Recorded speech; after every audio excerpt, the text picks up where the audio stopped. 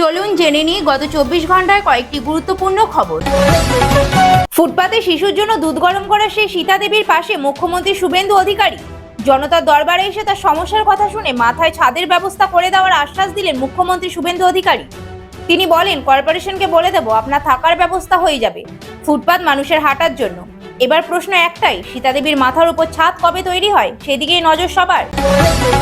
বার্ধক্য ও বিধবা ভাতায় বড় ঘোষণা মুখ্যমন্ত্রী শুভেন্দু অধিকারীর। আরও 500 টাকা বাড়িয়ে মাসে 2000 টাকা করার সিদ্ধান্ত। তবে এখনই নয়, যোগ্যতা যাচাইয়ের পর নতুন আবেদনকারীদের এই সুবিধা দেওয়া হবে। দুর্যোগ মোকাবিলায় অগ্নিবিদদের নিয়ে এনডিআরএফ এর আদলে অর্জুন বাহিনী গড়ার উদ্যোগ পশ্চিমবঙ্গ সরকারের। বন্যা, ঘূর্ণিঝড়, জলবন্দী পরিস্থিতি সহ বিভিন্ন দুর্যোগে দ্রুত উদ্ধার কার্য, জরুরি পরিষেবা পৌঁছে দিতে এই বাহিনী তৈরি করা হচ্ছে। ইতিমধ্যে 200 জনকে বেছে নেওয়া হয়েছে, যাদের কলকাতা পাহাড় ও সাগর এলাকায় মোতায়েন করা হবে। সেপ্টেম্বর থেকেই বাহিনী কার্যকর করার পরিকল্পনা রয়েছে। রাস্তায় থুতু আবর্জনা ফেললে মোটা জরিমানা। 1 সেপ্টেম্বর থেকে করা নিয়ম, রাস্তায় আবর্জনা, থুতু ও প্রস্রাব করলে জরিমানার নিয়ম কঠোরভাবে কার্যকর করার প্রস্তুতি।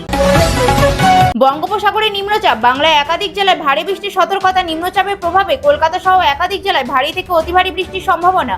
বাঁকুড়া, ঝাড়গ্রাম, পূর্ব ও পশ্চিম মেদিনীপুর ও দক্ষিণ 24 পরগনায় বিশেষ সতর্কতা রয়েছে।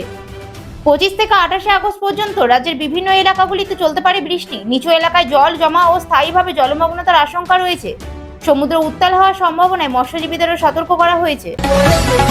বাংলায় সিএএ নিয়ে বড় খবর। মুখ্যমন্ত্রী শুভেন্দু অধিকারী জানিয়েছেন, রাজ্যে এখনো পর্যন্ত 23,000 জনকে সিএএ এর অধীনে নাগরিকত্ব সার্টিফিকেট দেওয়া হয়েছে।